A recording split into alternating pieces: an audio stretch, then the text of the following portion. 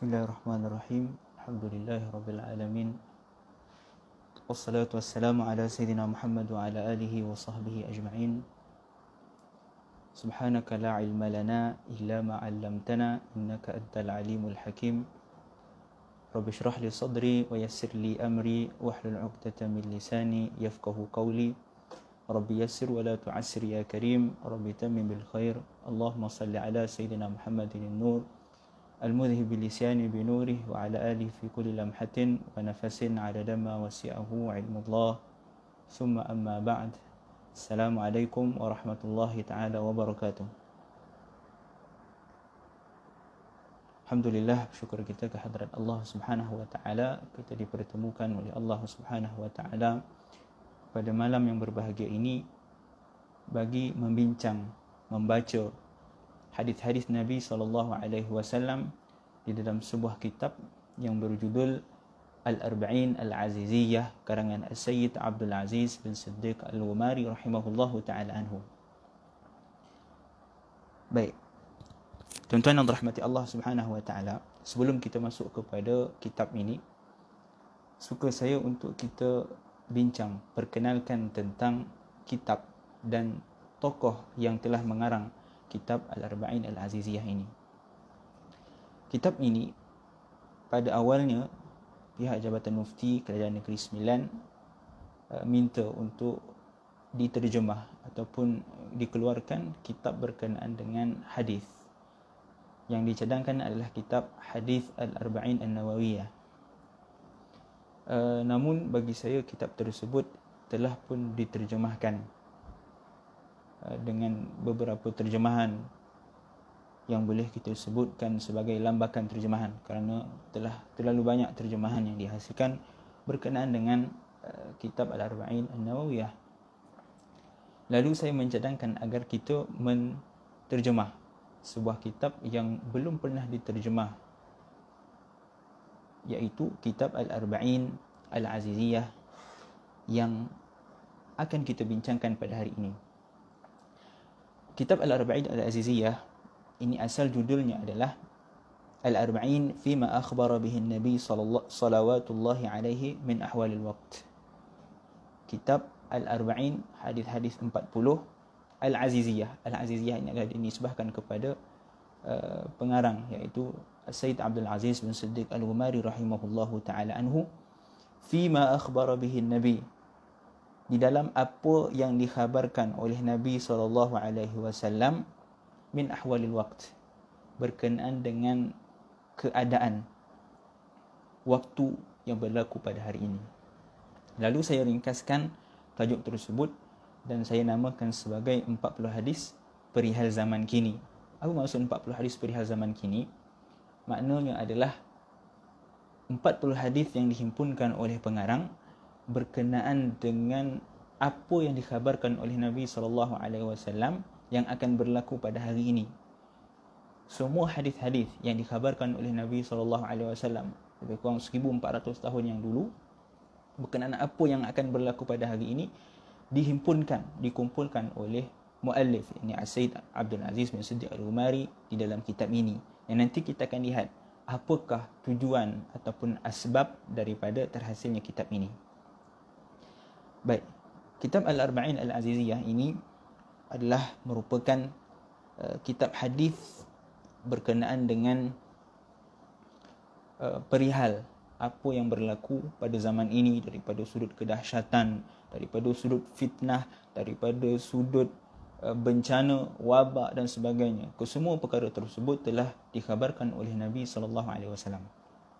Sebelum kita pergi lebih jauh di dalam kitab ini, insya-Allah kita akan kenal dulu siapakah pengarang kepada kitab ini. Kata orang, tak kenal maka tak cinta, kan? Waalaikumsalam. Tajuk itulah saya sebenarnya first time buat live ini. Di live Facebook adalah first time dalam seumur hidup saya.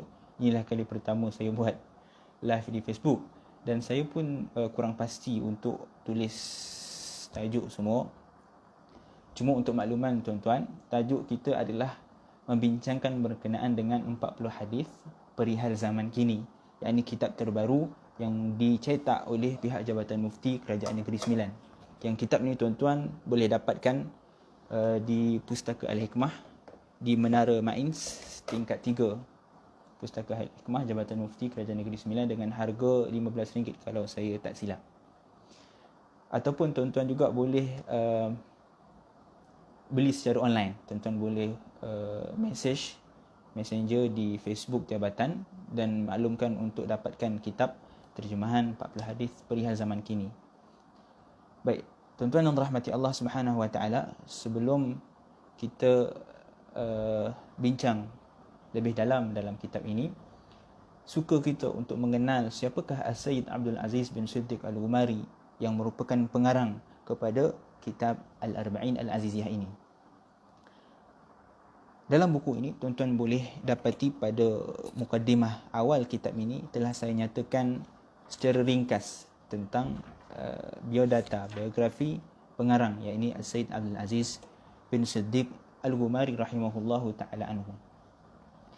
As-Sayyid Abdul Aziz bin Siddiq Al-Ghumari rahimahullahu ta'ala anhu, beliau adalah seorang ulama besar di Maghribi yang beliau telah dilahirkan pada bulan Jamadil Awal tahun 1338 Hijrah bersamaan dengan Januari tahun 1920 Masihi. Beliau dilahirkan di kota Tanjah ataupun Tangier di Morocco dan beliau merupakan anak kepada As-Sayyid Muhammad bin Siddiq Al-Ghumari rahimahullahu ta'ala anhu yang merupakan seorang alim, seorang wali, seorang mujtahid, seorang pakar dalam pelbagai bidang dan juga merupakan khalifah bagi tarikah Asyadzuliyah Ad-Darqawiyah. As-Sayyid Abdul Aziz bin Siddiq Al-Ghumari, beliau juga adalah merupakan silsilah keturunan yang bersambung kepada baginda Nabi SAW. Ibu beliau pula nasabnya bersambung kepada Ibnu Ajibah, Abdul Hafidh Ibn Al-Ajibah, pengarang kepada kitab Iqadhul Himam dan beberapa kitab yang lain, seorang ulama besar dalam tasawuf. Jadi As-Sayyid Abdul Aziz bin Siddiq Al-Ghumari ini, beliau berketurunan daripada wali min awliyaillah. Bahkan ahli keluarganya juga, adik-beradiknya boleh dikatakan kesemuanya adalah merupakan ulama besar di Maghribi. Abang kandungnya yang pertama iaitu As-Sayyid Ahmad bin Siddiq Al-Ghumari rahimahullahu ta'ala anhu yang meninggal dunia pada tahun 1960 Hijrah, dimakamkan di Kahirah, Mesir, merupakan seorang al-hafiz, pakar dalam bidang hadis.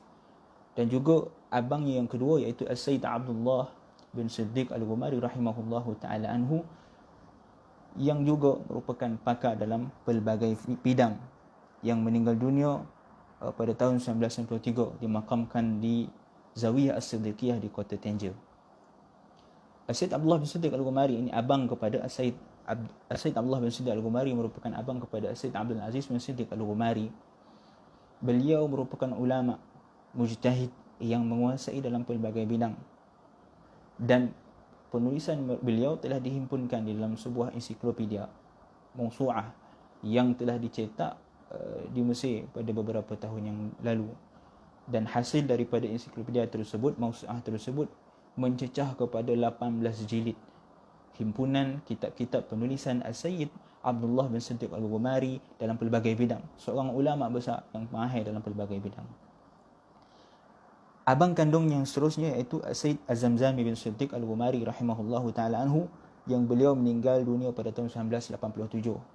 Dan setelah itu barulah As-Sayyid Abdul Hayy bin Siddiq Al-Ghumari yang merupakan seorang tokoh usul fiqh, pakar dalam bidang usul fiqh, menghasilkan pelbagai kitab di dalam bidang fiqh dan usul fiqh. Dan As-Sayyid Abdul Aziz bin Siddiq Al-Ghumari adalah merupakan anak yang terakhir daripada ibu yang pertama, isteri yang pertama kepada Sayyid Muhammad bin Siddiq Al-Ghumari. Beliau ada anak bongsu dan beliau meninggal dunia pada tahun 1997. As-Sayyid Abdul Aziz bin Siddiq Al-Ghumari, beliau telah menelusuri, telah mengikuti perjalanan ilmiah, perjalanan ilmu yang sangat panjang. Mawsu'ah, terima kasih kepada Ustazuna Tariq. Mawsu'ah ada 19 jilid ya, maafkan saya. Perjalanan ilmu As-Sayyid Abdul Aziz bin Siddiq Al-Ghumari rahimahullahu ta'ala anhu, beliau bermula daripada kecil telah dididik untuk menghafal Al-Quran oleh bapanya sendiri. Dan beliau telah dididik oleh bapanya dalam pelbagai bidang, contohnya dalam bidang nahu dan beberapa bidang yang lain. As-Sayyid Abdul Aziz bin Siddiq Al-Ghumari ni, tuan-tuan yang dirahmati Allah Subhanahu wa taala, mempunyai suatu tabiat, suatu hobi yang ganjil, yang pelik tetapi menarik, iaitu beliau gemar menulis ketika masih kecil. Ketika usia yang muda, beliau telah menghasilkan pelbagai penulisan ilmiah, dan itu juga atas dasar nasihat daripada bapanya sendiri yang menasihatkan kepada beliau untuk banyak menulis, kerana dengan banyak menulis mampu melatih kita untuk menguasai dalam pelbagai bidang. Ketika proses pembelajaran Sayyid Abdul Aziz bin Siddiq Al-Ghumari, beliau mendapat beberapa kesulitan di dalam memahami beberapa bidang, yang akhirnya beliau mengadu kepada ayahnya, iaitu Sayyid Muhammad bin Siddiq Al-Ghumari, dengan menyatakan, wahai ayahku, aku mempunyai kesulitan untuk memahami beberapa masalah dalam ilmu nahu. Lalu apa yang dinasihatkan oleh ayahnya? Ayahnya mengatakan, saya ada sebut di dalam biografi ini, dia mengatakan, janganlah engkau sibukkan fikiranmu dengan perkara tersebut pada masa sekarang. Engkau hanya perlu mendengar sahaja, biasakan dirimu untuk menerima. Apabila tiba masanya untuk engkau memahami perkara tersebut, engkau akan mendapati perkara tersebut telah pun sedia tertulis di dalam mindamu. Kemudian engkau pasti akan dapat memahaminya dengan sangat mudah. Maka ini nasihat daripada bapanya, iaitu Sayyid Muhammad bin Siddiq Al-Ghumari, kepada Sayyid Abdul Aziz bin Siddiq Al-Ghumari, ketika mana Sayyid Abdul Aziz mengadu kepada ayahnya tentang kesulitan yang dihadapi dalam memahami ilmu. Kata ayahnya, janganlah kau sibukkan fikiranmu, janganlah engkau gusar, janganlah engkau risau, janganlah kau rasa pening kepala untuk memahami tentang masalah ilmu tersebut. Dengar sahaja apa yang diajarkan tersebut, dengar, dan insya-Allah suatu ketika nanti engkau akan mendapati perkara tersebut akan menjadi mudah. Maka inilah perkara yang kita perlu aplikasikan dalam kehidupan kita, yang perlu kita contohi, iaitu di dalam rehlah, di dalam perjalanan menuntut ilmu kita, kita perlulah berasa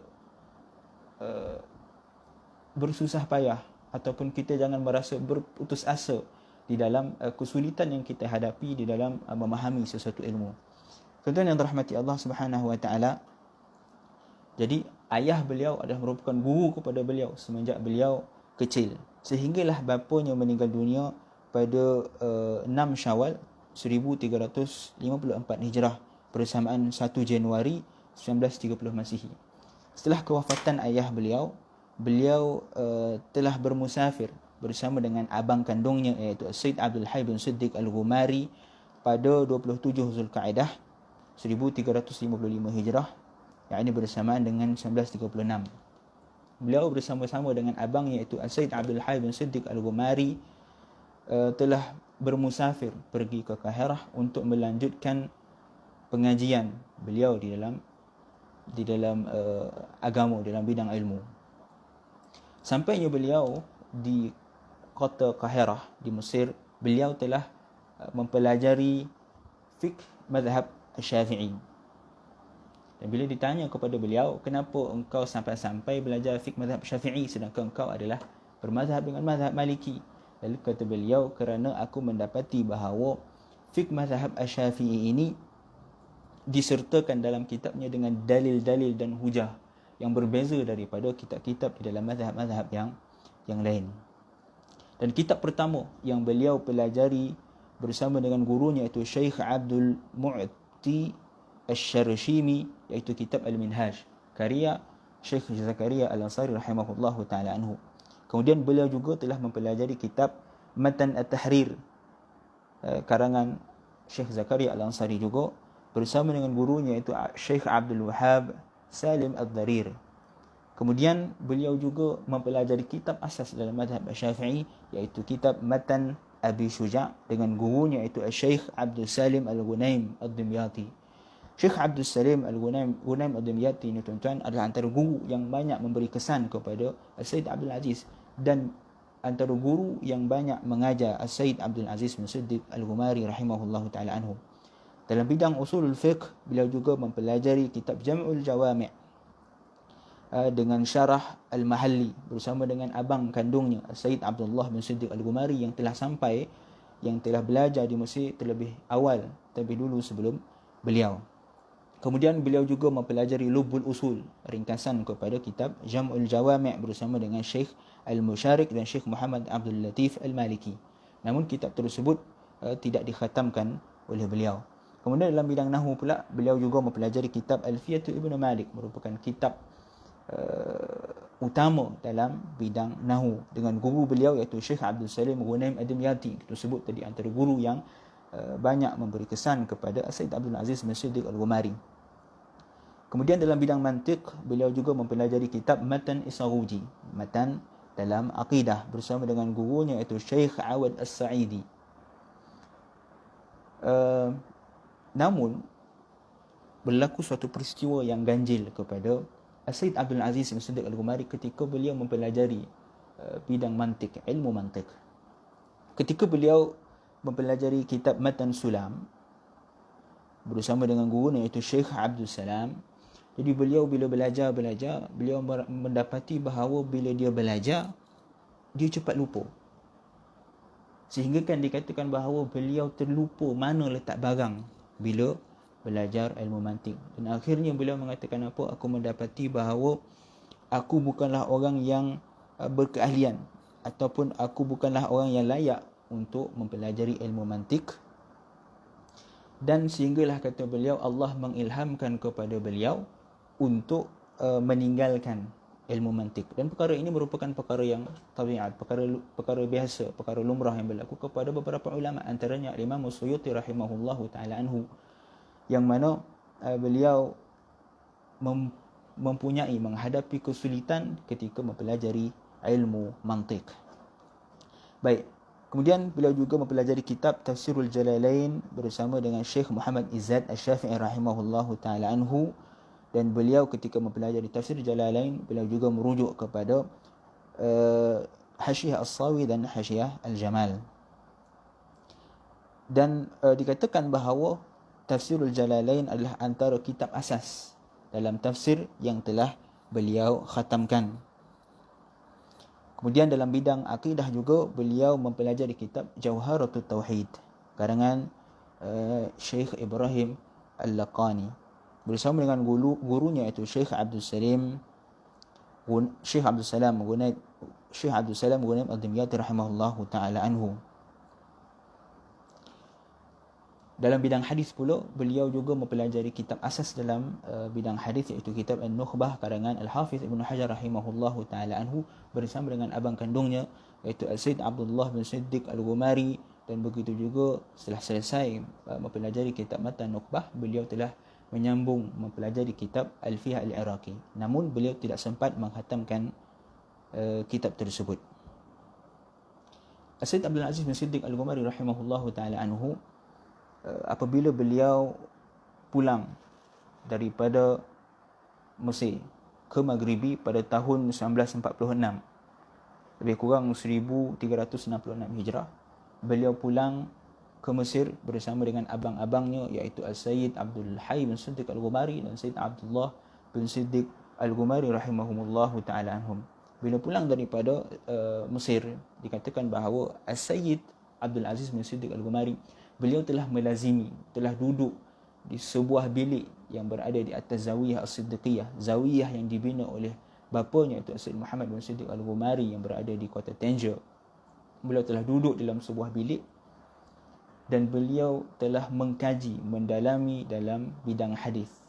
Beliau menulis pelbagai penulisan ketika itu untuk menguasai dalam bidang hadis. Dan kata beliau, aku mendalami bidang hadis adalah kerana aku mendapati bahawa bidang hadis adalah antara bidang yang kurang pakar di dalamnya, yang kurang diambil berat oleh masyarakat pada ketika itu. Baik, Sayyid Abdul Aziz rahimahullah ta'ala itu tuan, beliau juga seperti ulama-ulama yang lain yang telah menghadapi pelbagai fitnah, pelbagai tahmahan, sehingga dikatakan bahawa beliau pernah dipenjara bersama dengan abangnya iaitu Sayyid Abdullah bin Siddiq Al-Ghumari. Sayyid Abdul Aziz bin Siddiq Al-Ghumari, beliau mempunyai suatu sifat iaitu tegas di dalam menyatakan kebenaran. Sebentar ya. Okey ke dengan sound? Kalau ada sound yang tak jelas, bagi tahu ya. Okey, kita sambung. Sayyid Abdul Aziz bin Siddiq Al-Ghumari rahimahullahu ta'ala anhu, beliau antara orang yang tegas di dalam menyuarakan kebenaran tanpa menghiraukan siapa orang yang ditegur, kerana berpegang kepada pepatah yang menyatakan qulil haqq walau kana murra, berkata benar walaupun suatu perkara itu adalah pahit. Bahkan itu adalah hadis Nabi SAW menyatakan supaya kita menyatakan perkara yang benar walaupun perkara tersebut adalah pahit. Suatu ketika beliau telah mengkritik seorang menteri, Wazirul Awqaf wa Syu'un Al-Islamiyah, seorang menteri dalam kalau kita sebut di Malaysia lebih kurang menteri agama di Maghribi. Beliau kritik iaitu Dr. Sayyid Abdul Kabir Al-Alwi. Beliau telah memberi komentar yang cukup tegas di atas apa yang telah disampaikan oleh Sayyid Dr. Abdul Kabir Al-Alawi. Sayyid Abdul Kabir Al-Alawi, beliau telah menyampaikan Ad-Durus Al-Hasaniyah, suatu majlis yang disediakan oleh kerajaan Morocco di istana pada ketika itu. Ketika Dr. Sayyid Abdul Kabir Al-Alawi menyampaikan tausiah ataupun pengajian beliau di dalam Durusul Hasaniyah tersebut, ada beberapa kesalahan yang telah dilakukan oleh beliau sehingga menyebabkan Sayyid Abdul Aziz bangkit ataupun Sayyid Abdul Aziz mengkritik apa kesalahan yang telah dilakukan oleh Dr. Sayyid Abdul Kabir di dalam pengajian tersebut. Daripada peristiwa tersebut, apabila beliau cukup tegas mengkritik Sayyid Abdul Kabir yang merupakan menteri pada ketika itu, akhirnya beliau telah dihukum, dihalang daripada menyampaikan khutbah di masjid yang berada di Maghribi. Sayyid Abdul Aziz ni tuan-tuan, dia mempunyai satu kelebihan, suatu keistimewaan juga, iaitu beliau mahir di dalam bertutur, sehingga bila orang dengar khutbah beliau, orang akan tertarik, orang akan jadi seronok untuk mendengar apa yang ingin disampaikan. Tetapi bila berlakunya perselisihan tersebut, akhirnya beliau telah dihalang untuk menyampaikan khutbah, sehinggalah akhirnya dikatakan juga beliau telah difitnah dan dipenjarakan bersama dengan Sayyid Abdullah bin Siddiq Al-Ghumari, iaitu abang kepada beliau. Sayyid Abdul Aziz ini juga, beliau bukan sahaja fokus di dalam bidang ilmu semata-mata, bahkan beliau juga masuk berjuang di dalam bidang politik. Beliau pernah menyertai suatu parti politik, iaitu yang dikenali sebagai Al-Ittihad Al-Watani Lil-Quwat Al-Sya'biyah. Selepas daripada kemerdekaan Maghribi, maka mereka membuat pilihan raya dan Sayyid Abdul Aziz menyertai parti politik Al-Ittihad Al-Watani Lil-Quwat Al-Sya'biyah, dan beliau telah mendapat kemenangan di dalam pilihan raya tersebut. Beliau menjawat jawatan yang tinggi dalam parti tersebut dan beliau telah menjadi suatu contoh kepada ahli politik yang lain. Beliau telah turun bertemu dengan masyarakat, datang ke rumah-rumah orang miskin, memberi makanan, memberi bantuan makanan, datang ke tempat-tempat masak, melihat apa yang mereka masak, menilai dan memberi bantuan jika mereka memerlukan keperluan. Kisah tersebut ada saya sebutkan di dalam biografi dalam kitab terjemahan ini. Ini antara kelebihan yang dimiliki oleh Sayyid Abdul Aziz bin Siddiq Al-Ghumari. Beliau seorang yang cukup hebat di dalam pelbagai bidang, bukan sahaja dalam bidang ilmu, begitu juga di dalam politik. Hari ini kita tak boleh dengan menolak politik 100%. Ada orang hari ini dia tak setuju dengan politik, dia kata politik boleh memusnahkan. Tak, kerana bagi saya politik juga perlu, penting, supaya kalau bukan orang yang berkeahlian masuk di dalam bab politik, akhirnya politik akan diambil oleh orang-orang yang tidak berkeahlian dan akhirnya akan merosakkan negara kita sendiri. Tuan rahmati Allah Subhanahu wa taala, Sayyid Abdul Aziz bin Siddiq Al-Ghumari juga, beliau telah menghasilkan ratusan kitab dan dikatakan bahawa beliau telah menghasilkan lebih kurang 150 buah kitab penulisan dalam pelbagai bidang yang tuan-tuan boleh lihat yang saya nyatakan di dalam biografi ini. Tetapi ini hanya sebahagian daripada hasil penulisan beliau, kerana tak muat kalau kita nak masukkan 150 penulisan beliau. Dan antara kitab yang terbaik yang menghikayatkan tentang penulis iaitu Sayyid Abdul Aziz bin Siddiq Al-Ghumari, iaitu kitab Najmun min A'lamil Ulama' Salaf fi Ulama'il Khalaf, sebuah kitab yang dikarang oleh Abdul Latif bin Abdul Ghani Jasus, anak murid kepada Sayyid Abdul Aziz bin Siddiq Al-Ghumari. Beliau mengumpulkan sebuah kitab yang agak tebal dalam menghikayatkan tentang kepribadian gurunya, dan dalam kitab ini juga dihimpunkan hasil-hasil penulisan yang telah dihasilkan oleh Sayyid Abdul Aziz bin Siddiq Al-Ghumari, sama ada penulisan yang bercetak maupun tidak. Tuan-tuan yang dirahmati Allah Subhanahu wa taala, dan akhirnya tuan-tuan boleh lihat dalam kitab tersebut tentang bagaimana banyak peristiwa yang berlaku kepada beliau, ketegasan beliau dalam menyuarakan kebenaran, dan sehinggalah beliau mendapat ujian fitnah yang besar. Beliau telah meninggal dunia pada 16 Rejab bersama dengan 1418 Hijrah, iaitu 7 November 1997, kerana menghidapi penyakit usus sehingga beliau terlantar dan meninggal dunia. Dikatakan bahawa, dikisahkan oleh anak murid beliau, ketika pengumuman Sayyid Abdul Aziz bin Siddiq Al-Ghumari, kawasan masjid dipenuhi oleh anak muridnya. Bukan sekadar anak muridnya, bahkan dikatakan dihadiri juga oleh orang yang tidak dikenali, tak tahu daripada mana datangnya, kerana ingin menghadiri pengumuman Sayyid Abdul Aziz bin Siddiq Al-Ghumari rahimahullahu ta'ala anhu. Baik, selesai di dalam kita mengenali secara ringkas tentang pengarang kepada kitab Al-Arba'in Al-Aziziyah, iaitu kitab 40 hadis perihal zaman kini. Untuk kita cerita lebih panjang itu akan memerlukan masa yang lebih panjang. Jadi fokus kita, insya-Allah kita akan cuba untuk khatamkan kitab ini, kitab 40 hadis perihal zaman kini ini, dalam tempoh lebih kurang 15 sesi jika diberi izin oleh Allah Subhanahu wa taala. Moga-moga kita dapat mengkhatamkan kitab ini daripada awal hadis sehinggalah ke hadis yang ke-41, insya-Allah. Baik, kalau tuan-tuan, saya nasihatkan agar tuan-tuan dapatkan kitab ini supaya lebih mudah untuk kita memahami apa yang kita bincangkan di dalam pengajian-pengajian yang akan kita jalankan.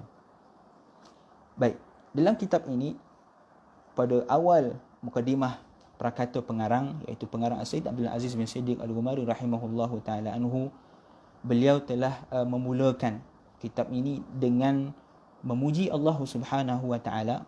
Kita tak bacalah sesuatu dalam mukadimah ni sebab masa yang singkat dan kita nak cuba khatamkan. Jadi saya akan cuba rumuskan, simpulkan secara ringkas berkenaan mukadimah, dan nanti kita akan masuk satu persatu dalam hadis.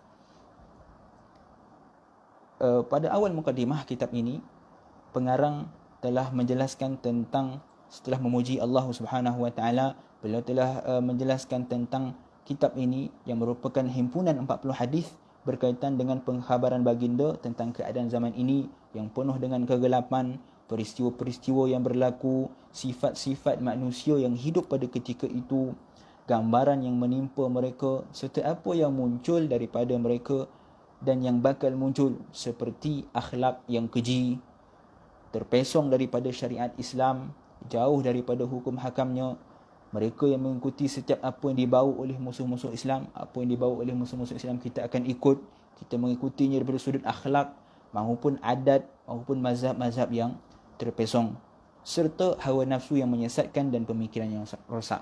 Semua perkara ini telah dikhabarkan oleh Nabi SAW lebih kurang 1400 tahun yang lalu, walaupun perkara tersebut belum berlaku.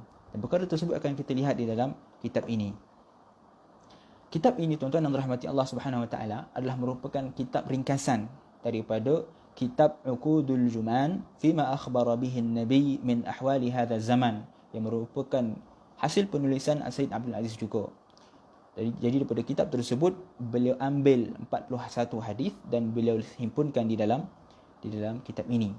Dan kitab ini juga antara ringkasan ataupun diambil daripada Majalah An-Nabawiyah fil Hawadithil Waqt. Majalah An-Nabawiyah yang juga merupakan hasil penulisan Sayyid Abdul Aziz. Daripada dua-dua kitab ini dihasilkan, diambil 41 hadis dan dihimpunkan di dalam kitab 40 hadis perihal zaman kini ataupun kitab Al-Arba'in Al-Aziziyah. Jadi dalam kitab ini juga, dalam mukadimah ini juga, pengarang ada menceritakan antara sebab mengapa beliau telah menghasilkan kitab 40 hadis ini. Antaranya adalah kitab 40 hadis ini merupakan permintaan hajat daripada anak muridnya, iaitu Sayyid Abdul Latif bin Abdul Ghani Jasus, pengarang kepada kitab yang kita sebutkan tadi, iaitu Najmun min Alam Ulama Salaf. Anak murid beliau yang menghimpunkan biografi beliau. Beliau juga adalah antara penyebab, antara individu yang telah meminta kepada gurunya, iaitu Sayyid Abdul Aziz bin Siddiq Al-Ghumari, untuk menghimpunkan 40 hadis berkenaan dengan perihal zaman kini, berkenaan dengan apa yang dikhabarkan oleh Nabi SAW yang akan berlaku pada zaman kita ini. Jadi kisahnya adalah Sayyid Abdul Aziz bin Siddiq Al-Ghumari, beliau mengajar kitab Mukhtasar fi Ulumil Hadith karangan Ibnu Katsir di Zawiyah As-Siddiqiyah di Tanjung.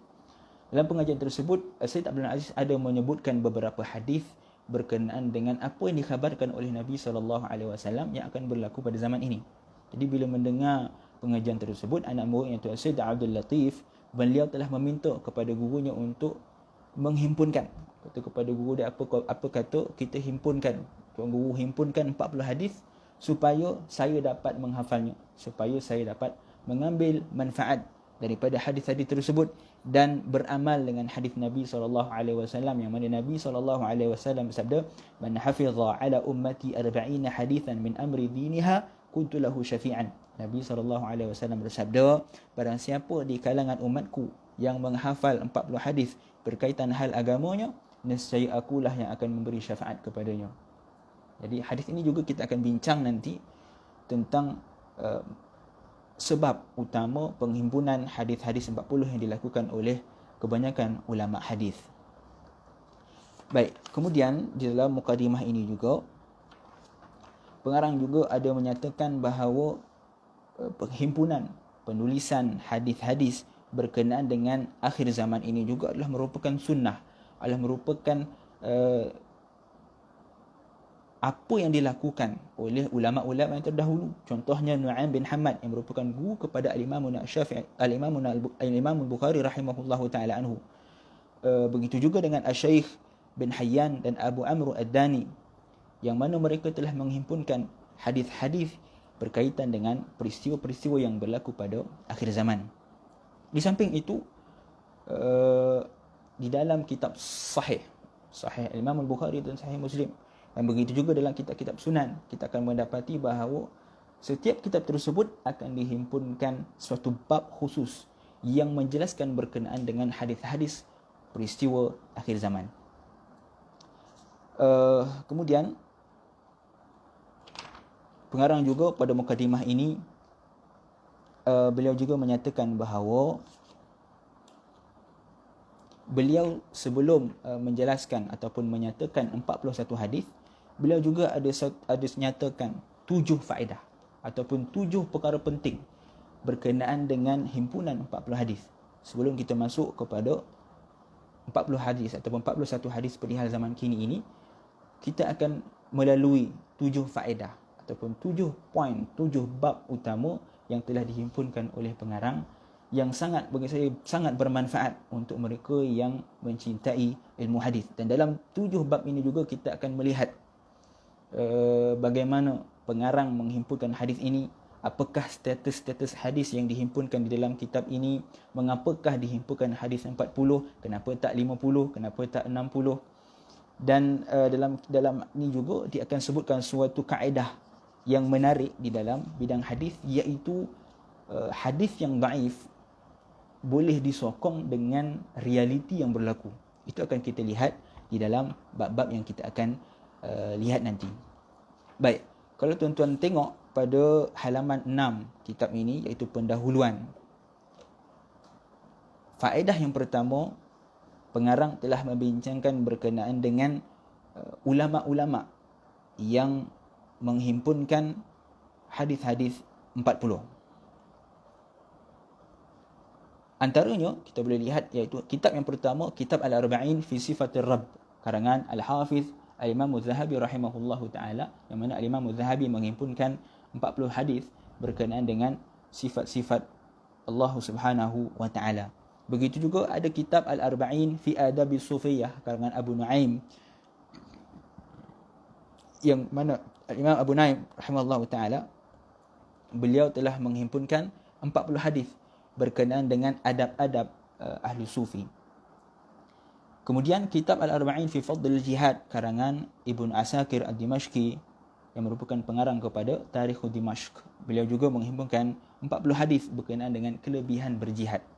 Selain itu ada kitab namanya Al-Arba'in fi Fadl Uthman, 40 hadis tentang kemuliaan Sayyidina Uthman radhiyallahu taala anhu, yang dikarang oleh Abu Khairu Ismail bin Yusuf Al-Qazwaini. Selain itu ada nama kitab Al-Arba'in fi Fadl Abbas, 40 hadis berkenaan dengan kemuliaan Sayyidina Abbas radhiyallahu taala anhu, yang mana dikarang oleh Abu Qasim Hamzah bin Yusuf. Begitu juga ada kitab namanya Al-Arba'in Al-Mukhtarah fi Fadl Al-Haji wa Ziyarah, karangan Al-Hafiz Jamaluddin Abu Bakar Muhammad bin Yusuf Masdi Al-Gharnati. Beliau telah menghimpunkan 40 hadis berkaitan dengan haji dan umrah. Dan beberapa hadis, kitab 40 hadis yang lain telah dihimpunkan oleh, boleh kita sebutkan, puluhan ulama, bahkan sampai kepada ratusan ulama yang telah menghimpunkan 40 hadis di dalam pelbagai bab. Dan antara kitab 40 hadis yang paling masyhur, yang paling memberi kesan, ataupun yang kita sebut sebagai kitab yang paling menonjol di antara kitab-kitab hadis 40, iaitu kitab Al-Arba'in An-Nawawiyah, karangan Al-Imam An-Nawawi rahimahullahu taala anhu. Jadi pengarang juga ada sebut dalam mukadimah ini kenapa kitab Al-Arba'in An-Nawawiyah menjadi suatu kitab yang sangat diberi perhatian, bukan sekadar masyarakat, bahkan para ulama, dan disyarahkan oleh puluhan ulama kitab Al-Arba'in An-Nawawiyah. Kemudian pengarang juga ada sebutkan di dalam mukadimah ini, antara syarah yang terbaik bagi kitab Al-Arba'in An-Nawawiyah adalah merupakan kitab Jami' Al-Ulum wal Hikam, kitab yang berjudul Jami' Al-Ulum wal Hikam, yang dihimpunkan oleh Al-Hafiz Al-Mutqin Abul Faraj Abdul Rahman bin Rajab Al-Hanbali. Bin Rajab Al-Hanbali rahimahullahu taala anhu, beliau ada menghimpunkan sebuah kitab yang berjudul Jami' Al-Ulum wal Hikam, yang mana dalam kitab tersebut beliau telah mensyarahkan kitab hadis Arba'in Nawawi. Dan ini adalah merupakan antara syarah yang terbaik, kata Sayyid Abdul Aziz bin Siddiq Al-Ghumari, daripada syarah-syarah yang dihasilkan di dalam memahami kitab Al-Arba'in An-Nawawiyah. Kemudian selesai pada faedah yang pertama, bab yang pertama, Sayyid Abdul Aziz pula bincangkan pada bab yang kedua tentang orang pertama yang telah menghasilkan kitab 40 hadis. Menurut Sayyid Abdul Aziz bin Siddiq Al-Ghumari, orang pertama yang telah menghimpun kitab 40 hadis ni adalah Abdullah ibnul Mubarak, seorang tabi'in, kibaru tabi'in. Kemudian beliau diikuti oleh Muhammad bin Aslam At-Tusi. Kemudian diikuti pula oleh Al-Hasan bin Sufyan An-Nasai.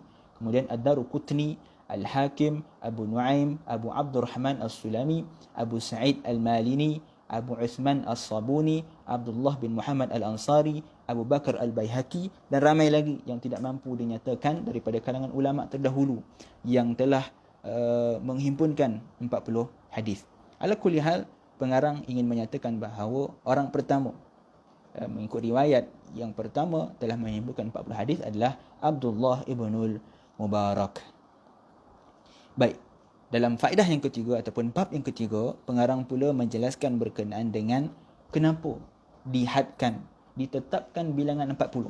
Kenapa tak dihimpunkan 50 hadis Kenapa tak dihimpunkan 60 hadis, 70 hadis ke? Kenapa mesti 40 hadis? Kenapa ramai di kalangan ulama menghimpunkan 40 hadis, bukan bilangan yang lain?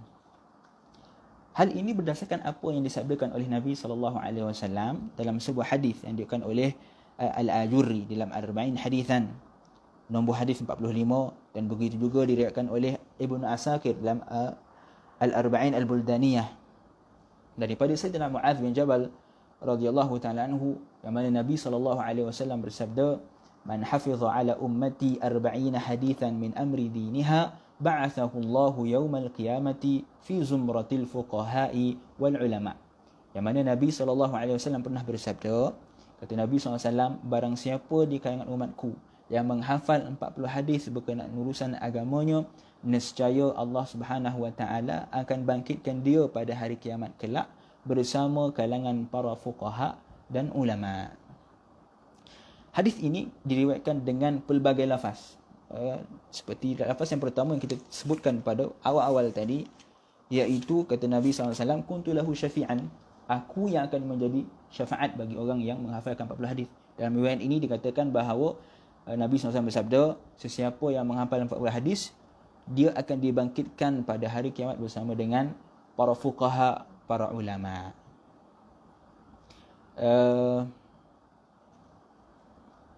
Jadi daripada hadis ini, para ulama mengambil tujuan penghimpunan 40 hadis berdasarkan kepada sabda Nabi SAW, kelebihan yang disebutkan oleh Nabi SAW dalam hadis ini. Kemudian walaupun hadis ini dibincangkan oleh ulama secara panjang lebar, dan kitab ini juga telah dibincangkan oleh Sayyid Abdullah bin Siddiq Al-Ghumari dalam kitab berjudul Al-Irsyad Al-Murabba' ila Turuqil Hadits Al-Arba'in, yang mana beliau telah membincangkan berkenaan dengan riwayat hadis tentang kelebihan menghimpunkan 40 hadis. Dan perkara ini juga disebutkan oleh Sayyid Abdul Aziz dalam kitab beliau Mustakhraj Al-Arba'in karangan Abdul Ghafir Al-Farisi. Walaupun hadis ini daif, namun ulama sepakat, seperti mana yang disebutkan oleh Al-Imam An-Nawawi rahimahullahu ta'ala dalam kitab Muqaddimah Al-Adhkar, begitu juga disebutkan oleh Ibn Hajar Al-Haytami dalam fatwanya, bahawa ulama ittifaq, sepakat menyatakan bahawa boleh kita beramal dengan hadis daif dengan beberapa syarat yang telah ditetapkan oleh ulama hadis. Dan dalam kitab ini juga Sayyid Abdul Aziz memberi komentar berkenaan dengan pandangan Ibn Arabi Al-Maliki Al-Andalusi, yang mana beliau menyatakan bahawa tidak boleh beramal dengan hadis daif walaupun di dalam fadilat amal. Perkara ini disanggah oleh Sayyid Abdul Aziz bin Siddiq Al-Ghumari dengan menyatakan bahawa perkataan kalam Ibn Arabi dalam masalah ini ditolak ataupun tidak diambil kerana beliau sendiri di dalam beberapa hasil penulisan beliau telah menghimpunkan hadis-hadis yang daif. Bahkan kata Sayyid Abdul Aziz bin Siddiq Al-Ghumari, ada hadis yang dihimpunkan oleh Ibn Arabi Al-Maliki yang hampir kepada hadis maudhu'. Jadi kalam Ibn Arabi dalam masalah ini adalah tidak diterima kerana ulama sepakat, seperti mana disebutkan oleh Al-Imam An-Nawawi rahimahullahu ta'ala, bahawa boleh kita beramal dengan hadis daif di dalam fadailul amal, di dalam kelebihan beramal. Dan hadis yang kita sebutkan tadi tentang kelebihan menghafal 40 hadis adalah merupakan hadis di dalam bab kelebihan beramal.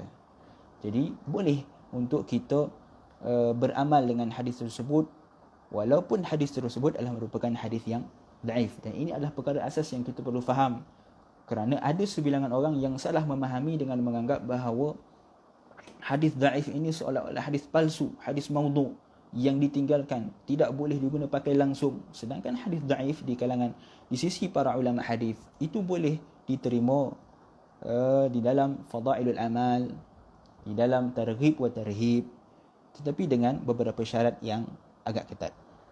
Baik, selesai pada bab yang keempat. Kemudian bab yang ketiga. Kemudian dalam bab yang keempat, Sayyid Abdul Aziz bin Siddiq Al-Ghumari menjelaskan mengapa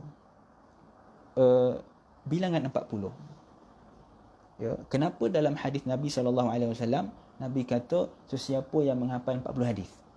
Kenapa Nabi SAW tidak mengatakan menghafal 50 hadis, 60 hadis dengan bilangan yang lain ataupun 99 hadis bertepatan dengan nama-nama Allah? Kenapa Nabi SAW menghadkan dengan bilangan 40?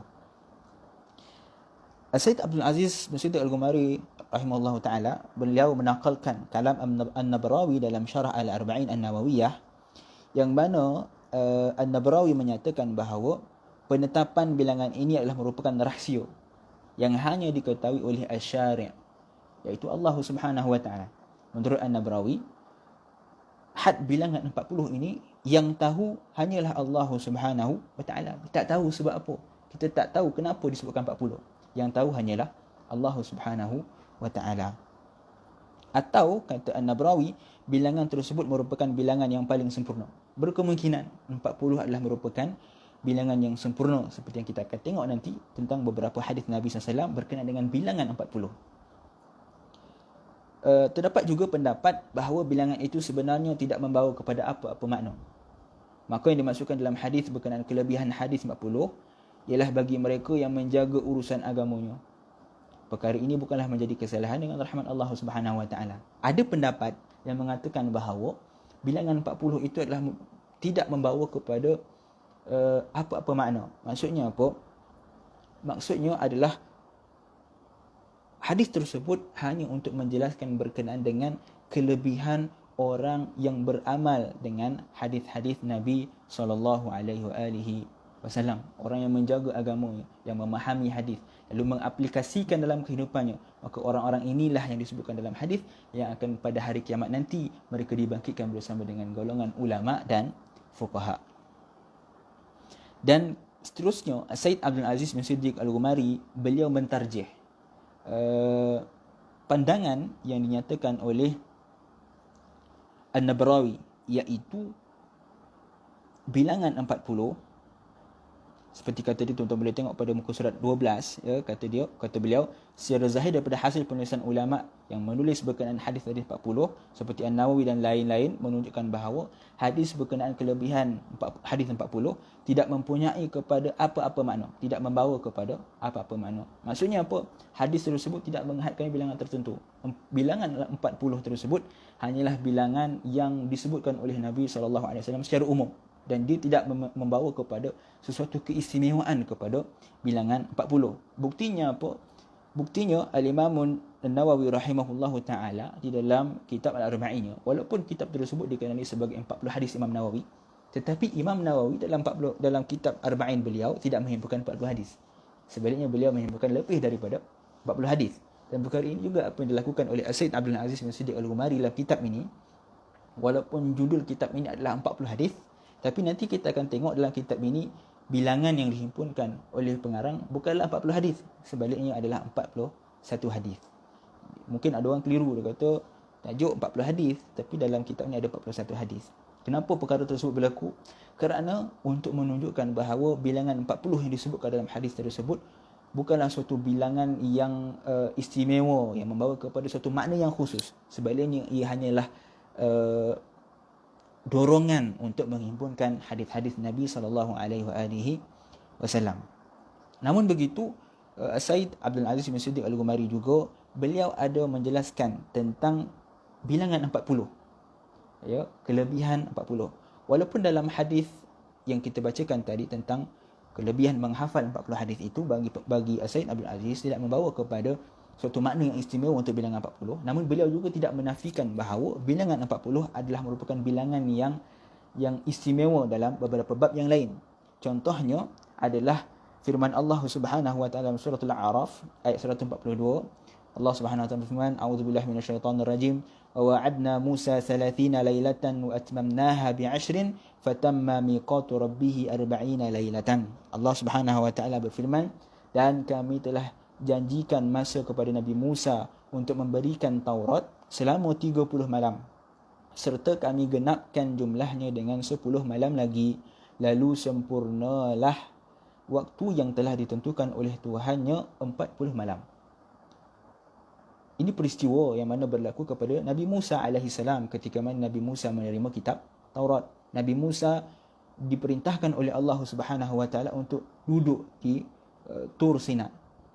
Ketika mana pada awalnya Allah Subhanahu wa taala memerintahkan kepada Nabi Musa untuk duduk di sana selama 30 malam, tetapi Allah tambah lagi 10 malam menjadi genap 40 malam. Lalu bilangan 40 ini juga maknanya membawa kepada suatu makna yang istimewa, suatu bilangan yang istimewa, sehingga Allah Subhanahu wa taala menyempurnakan malam untuk Nabi Musa menerima kitab Taurat selama 40 malam. Yang kedua, hadis Nabi SAW, man akhlasa lillahi 40 lailatan zaharat yanabi'ul hikmati min qalbihi ala lisanihi. Dalam satu hadis Nabi SAW bersabda, sesiapa yang ikhlas kerana Allah melakukan sesuatu amalan selama 40 malam, nescaya akan lahirlah hikmah daripada batinnya melalui lisannya. Dalam hadis ni Nabi SAW beritahu kepada kita, sesiapa yang beramal dengan sesuatu amalan dengan penuh ikhlas selama 40 malam, nescaya akan muncul hikmah dalam dirinya yang akan keluar hikmah tersebut daripada lisannya. Sebab tu kita lihat ada di kalangan ulama yang bila mereka berkata-kata memberi kesan di dalam hati kerana mereka berkata-kata dengan hikmah, bukan sekadar dengan penyataan lisan semata-mata. Walaupun menurut Sayyid Abdul Aziz hadis ini adalah merupakan sanad yang lemah, mempunyai sanad yang lemah, namun terdapat syawahid, hadis-hadis yang menyokong hadis ini sehingga menampung kelemahan yang terdapat di dalam hadis ini.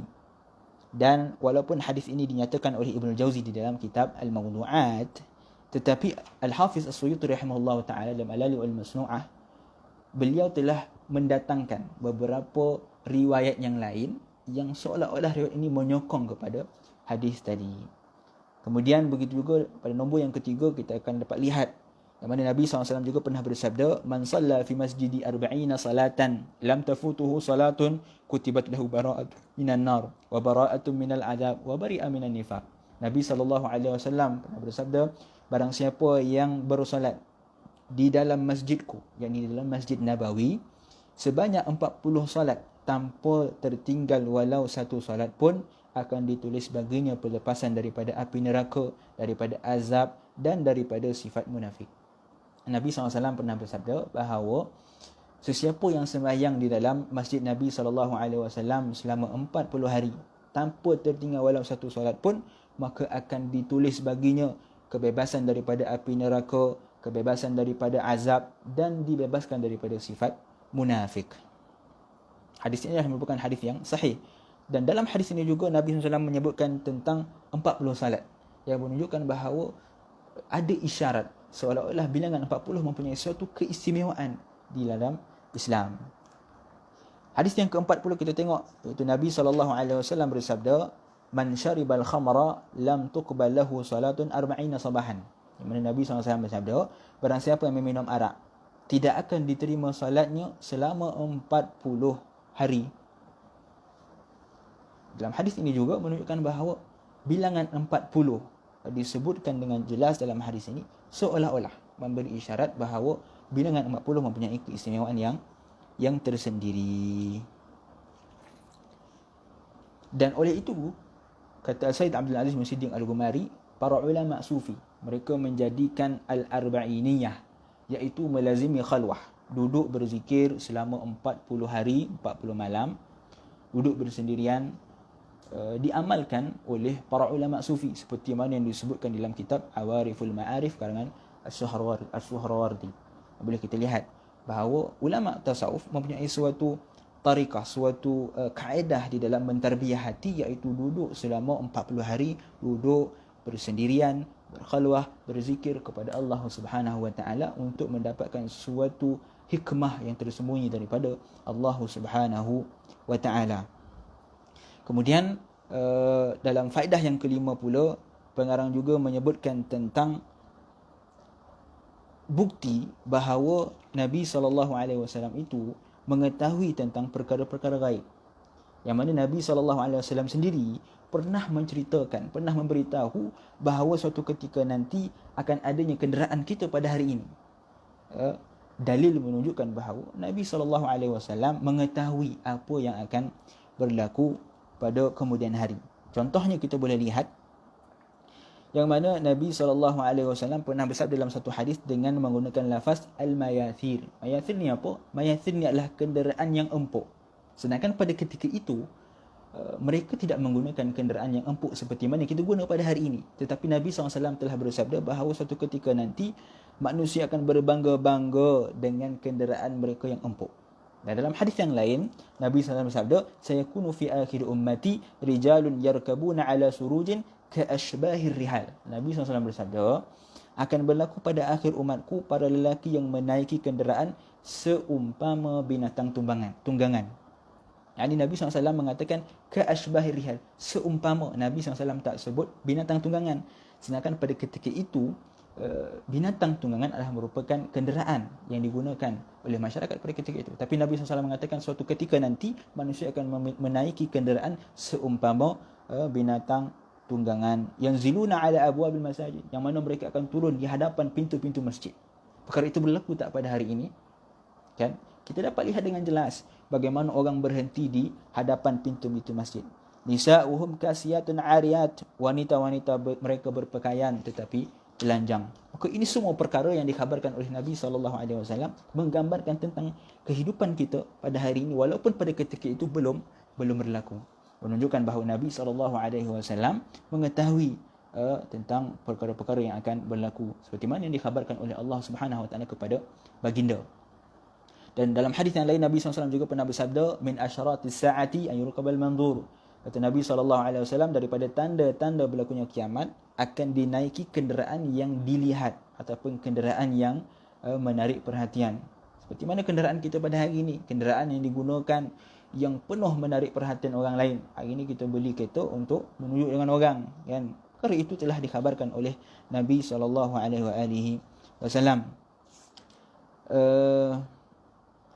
Dan kemudian pengarang juga ada bincangkan secara panjang lebar tentang peristiwa-peristiwa yang berlaku yang dikhabarkan oleh Nabi SAW kepada para sahabat. Walaupun pada ketika itu para sahabat kurang memahami, kurang jelas tentang apa yang dikhabarkan oleh Nabi SAW, kerana Nabi SAW menggambarkan tentang peristiwa akhir zaman. Tetapi Nabi SAW menggunakan ibarah, menggunakan ayat supaya mudah untuk difahami oleh para sahabat. Tapi ayat tersebut walaupun dia mudah untuk difahami, tapi hakikatnya mereka masih tidak jelas dengan hakikat sebenar apa yang berlaku, kerana perkara tersebut tidak akan dapat diketahui sehinggalah perkara itu benar-benar terjadi, iaitu apa yang berlaku pada hari ini. Bahkan Sayyidina Abdul Aziz memberi satu perumpamaan bahawa hadis-hadis tersebut yang dikhabarkan kepada sahabat itu adalah umpama dengan peristiwa ataupun suatu kisah dongeng yang dihikayatkan. Kita cerita kisah dongeng kepada orang, kemudian kisah dongeng itu tidak akan menjadi nyata sehinggalah kisah dongeng itu dilakonkan di atas pentas, diperlihatkan kepada khalayak ramai. Bila orang tengok, bila kita dengar cerita dongeng, kadang-kadang kita tak nampak gambaran sebenar. Tapi kita akan dapat nampak gambaran sebenar bila kisah dongeng tersebut dilakonkan di atas pentas. Baru kita nampak, oh macam ni sebenarnya cerita ni, baru faham cerita ni sebenarnya itu macam ni. Maka seperti itulah diumpamakan oleh Sayyid Abdul Aziz. Nabi SAW memberitahu kepada sahabat tentang perkara yang akan berlaku. Mereka tidak nampak dengan jelas kerana perkara tersebut belum berlaku. Dan perkara tersebut berlaku pada hari ini, barulah kita dapat jelas bahawa Nabi SAW ingin bagi tahu perkara tersebut adalah apa yang berlaku pada hari ini. Sebab tu dalam kitab ini juga Sayyid Abdul Aziz menasihati kepada orang-orang yang ingin mempelajari kitab hadis-hadis tentang akhir zaman supaya mereka tidak menterjemah, tidak mentafsir hadis-hadis tersebut sewenang-wenangnya, kerana dikhawatiri mereka akan menafsirkan luar daripada konteks apa yang ingin dimaksudkan oleh Nabi SAW. Lalu apa yang kita nak buat? Kata Sayyid Abdul Aziz, kita tinggalkan hadis-hadis tersebut kepada ulama yang akan datang kemudian, yang mana mereka dah nampak peristiwa tersebut, barulah mereka faham tentang hakikat sebenar hadis tersebut. Kemudian pada bab yang ke-60, pengarang menjelaskan tentang dalil yang menunjukkan bahawa Nabi SAW mengetahui perkara gaib. Sebab ada di kalangan kita yang menolak ataupun tidak menerima bahawa Nabi SAW itu mengetahui perkara gaib. Menurut mereka dia kata Nabi SAW tu tak tahu perkara gaib. Nabi tu Nabi, dia sekadar Rasul, dia tak tahu perkara gaib. Pada bab yang ke-6 ini, pengarang membuktikan bahawa sebenarnya Nabi SAW mengetahui perkara gaib seperti mana yang dikhabarkan oleh Allah Subhanahu Wa Taala kepada baginda, dan insya-Allah kita akan lihat satu persatu tentang dalil-dalil bukti yang menunjukkan bahawa Nabi SAW mengetahui perkara gaib pada sesi yang akan datang jika diberi izin oleh Allah Subhanahu Wa Taala. Saya mohon maaf jika ada terkasar bahasa, tersalah bicara. Yang baik itu datang daripada Allah Subhanahu Wa Taala, kurang dan lemah itu datang daripada diri saya sendiri. Hakikatnya keduanya datang daripada Allah Subhanahu Wa Taala. Kita tangguh majlis kita dengan tasbih kafarah dan surah Al-Asr. Subhanakallahumma bihamdika asyhadu an la ilaha illa anta astaghfiruka wa atubu ilaik. Bismillahirrahmanirrahim. Wal 'asri innal insana lafi khusri illa alladhina amanu wa 'amilus salihati wa tawassaw bil haqqi wa tawassaw bis sabr. Assalamualaikum warahmatullahi taala wabarakatuh.